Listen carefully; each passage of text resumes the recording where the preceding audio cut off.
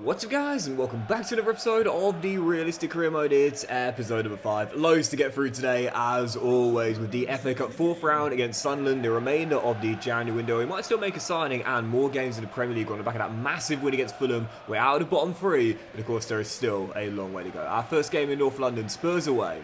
Come on, Francis. So just getting underway with the second half. Nothing really to report in the first half. One half chance for Spurs, which Johansson saved pretty comfortably. And other than that, very little to report, but I'd certainly take this. Back-to-back clean sheets and back-to-back draws against Spurs this season. Not losing against them in either of the matchups, as Fatawi does brilliantly well. And El Canoes has a go from range. Vicario beats it away, and Jed Spence loses out. Someone in the middle. Vardy surely know what to save Vicario. Two big stops by the Italian, and claims the rebound too. Can't miss those chances when you're away against a big 6 team. Not sure if anyone remembers this season in this fixture when Leicester came from behind to win. Jamie Vardy did that celebration where he pointed to the Premier League logo. He's always had that kind of housery, Jamie Vardy. And obviously I can't do it in the game, but I would have tried to bust out something similar had I converted there. Son's header is well saved by Hermansen, and James Justin just decides to hoof it long as we remain tied at 0-0 for now. Nothing in the first half, game springing to life in the second. Final chance for Spurs, you feel, with 3 minutes to go. Son down the left-hand side, and the Spurs captain looks to turn. Plays it all the way back to Tchouaméni. Crowd yelling shoot, he doesn't want to. Basuma finds Brennan Johnson. Hermansen gets down low to his left-hand side. And Walker kind of saved down. It's not right in the corner, but actually quite close to your feet. Did well to adjust his body, make the stop, Skip heads away to corner, and Porro's header also saved by Hermansen as Fatawu hoofs it long for the full-time whistle to be blown. I'll take it. Big stops by Hermansen late as Leicester cling on to the point. Back-to-back clean sheets, back-to-back games without a loss, and a point against Spurs away from home. I'm certainly not going to say no to that. So I just decided to promote that French defensive midfielder from our academy, and as you can see, potential to be special for Gabby and Cellier, as you're expecting.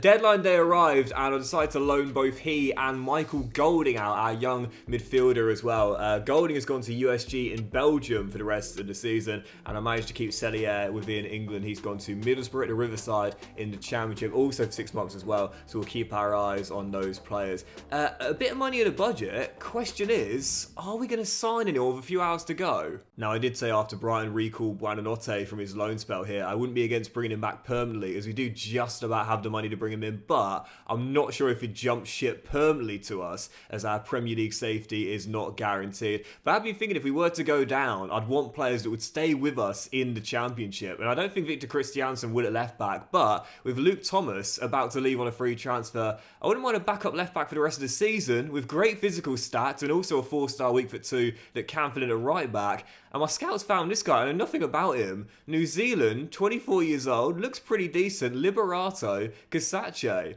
I'm going to bring him in. Every newly promoted side has a different transfer strategy when they get promoted to the big time. Some go for major changes, like Nottingham Forest bringing in 20 new signings in their first season in the Premier League. Some go for the future, to sell players on for a profit if they're relegated, or hopefully keep with them for the long term if they stay up, such as Ipswich Town. And for Leicester City this season, well, we're looking for players that, again, could possibly stay with us if we stay up, or possibly stay with us if we go down. This is someone who I don't think would jump ship if we were to be relegated. Don't know anything about him. My scout found him, but excited to give him a go for the first time ever. Welcome to the King Power on a 5-year deal. Liberato Casace. Is this the first New Zealand international I've ever signed? It's got to be close. If not the first, then surely the second. But physically, I like him. He's got balanced stats, but the 82 stamina is what draws me to him. You know, I'm a big fan of players that have a massive amount of stamina, and a 4-star weak foot with balanced technicals to fill in different positions. A 6'2", maybe an LCB. I like this signing. Quite a smart one, I'd say. So as January comes to an end, and we'll keep the rest of the money to carry over until the summer window. You see the top deals here. How about this? Christian Romero going to Man City for £56 million, and they've replaced it with Antoine Griezmann from Atletico Madrid. Very interesting indeed, as Jota leaves Liverpool to join Barcelona for £44.8 million as well. Right now, with 15 games to play, we are outside of the bottom 3, but it's still been an incredibly difficult season so far, and only 4 ahead of Ipswich in 18th place. To be fair, all in the bottom 3 right now.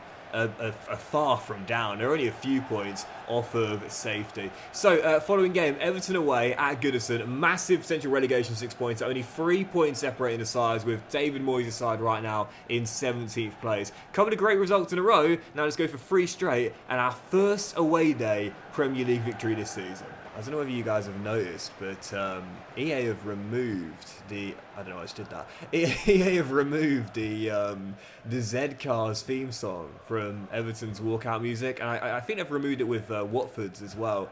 Obviously, they use it at both grounds, Vicarage Road and Goodison. But I'm gutted because I think I mentioned this before. I think, other than, you know, Let 'Em Come, which is Millwall's intro song, I think Z-Cars is amongst my favourite walkout songs in English football.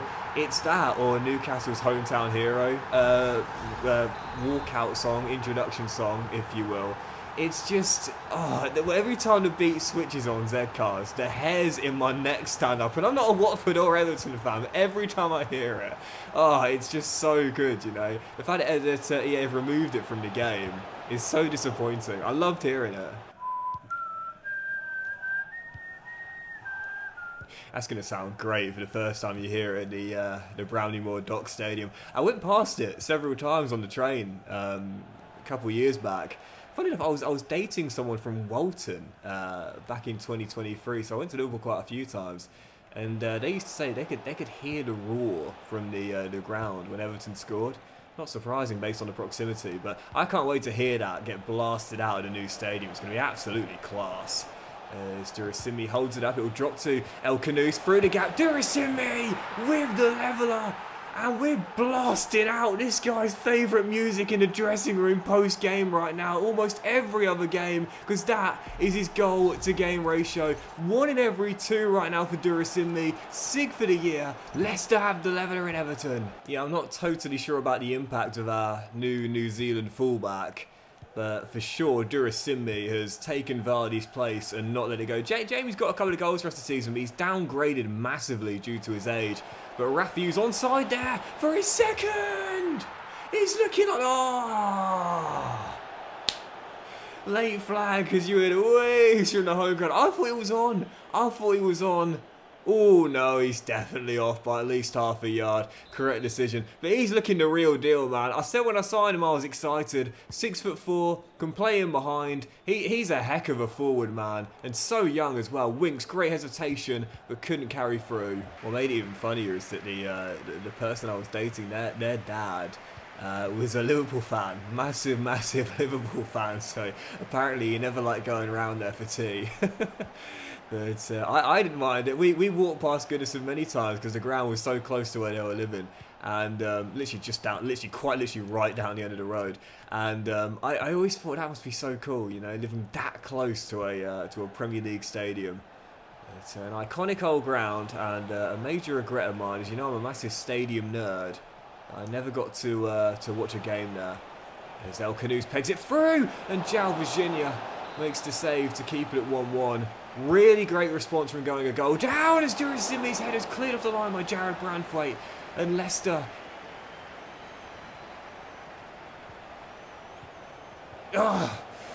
keep the chance alive until it's snuffed out.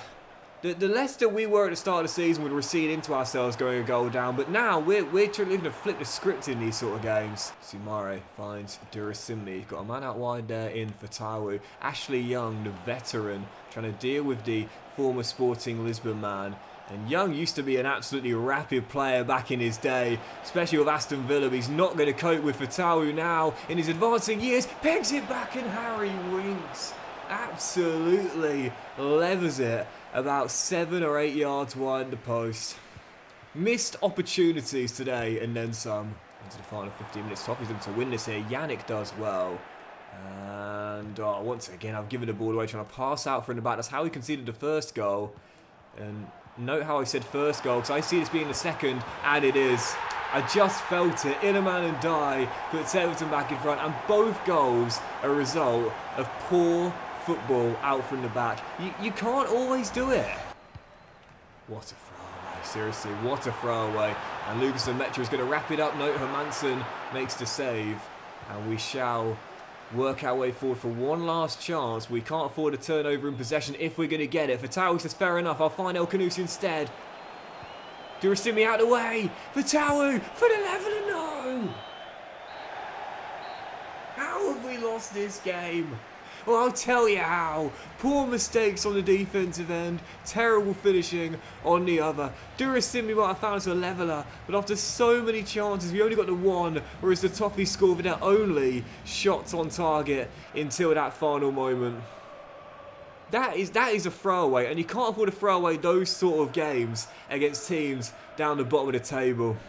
Should have been our first away win. Instead, it's another away loss. Right, let's jump out of that and into the following game. FA Cup 4th round. Sunderland coming to take us on at the King Power Stadium as Looks progress through to the last 16. Come on, let's get back on track here. Those are the games where if you do end up getting relegated, they're the ones you remember. Like, no one remembers, you know, your thrashing at the Emirates, for example, or your big defeat to Chelsea. Like, you're expected to lose those kind of games. But the games where you should have won, you were thinking you should be winning anyway pre-game, and you miss a hatful of chances and concede silly errors on the defence, man. Those are the ones you'll remember. 6 minutes in though, Casey McAteer, the young Irishman, gives us the early lead. Wow, through the gap, finds Christiansen. And into Casey McAteer as we still hold on to the slender 1-goal lead. And Skip finding Fatawu. Forward we go. Evergreen, Jamie Vardy, 38 years old, but turning back the clock with a wonderful bit of skill and ball through to Fatawu as the Ghanaian makes it 2. Right before the break, doubling the lead. I think we're going through to the 5th round. As we often say, a good cup run. Oh! Can be a welcome distraction from poor league form. But this is going to be only one loss in our last 4 in all competitions now. And a big win that sends us through to the last 16 in a convincing display as well. Second of the afternoon for Casey McAteer, and that is without question goal of the season. What a strike. Well, actually on second viewing it probably should have been saved. It wouldn't have mattered regardless. It's a comfortable 3-0 victory. Our 3rd clean sheet in 4 in all competitions as we tighten up. And most crucially, a comfortable victory that puts us through to the last 16 of the FA Cup. Let's see what we've got in the 5th round. Yep, here we go. Let's have a look. Hopefully another EFL side. First, it was a League One team, then a Championship side. And I'm hoping this time it will be, again, another non-Premier League team to face. So, one advance in the calendar should do it. And in the 5th round, which is the round the board asked us to get to, we've got Fulham. No, it's a Premier League side for the first time this season. Fulham away at Craven Cottage. Just beat them, but that was at home. Tough game there against Marco Silva's team. Right, let's do 3 more, and we'll stop short of that last 16 tie and save it for the episode opener in the next one. Next up, the league leaders Arsenal, who with 14 games to go are still undefeated and looking to be the 2nd team in Premier League history with an invincible season, just like, Arsenal back in the early noughties as well. The Gunners coming to the King Power. I don't fancy our chances of being the first team to beat them this season, but come on the Foxes. We have seen a few teams run it close over the years. Obviously Liverpool during that title winning season in 2020. They were undefeated until match day late 20s, I think. And then Watford, of course, ended up shocking them at Vicarage Road to end the unbeaten season possibility. I do think... Oh, what a finish! We will see it again at some point. And if we're to be the first team to beat Arsenal this season, well, it might be because of this man. What a finish!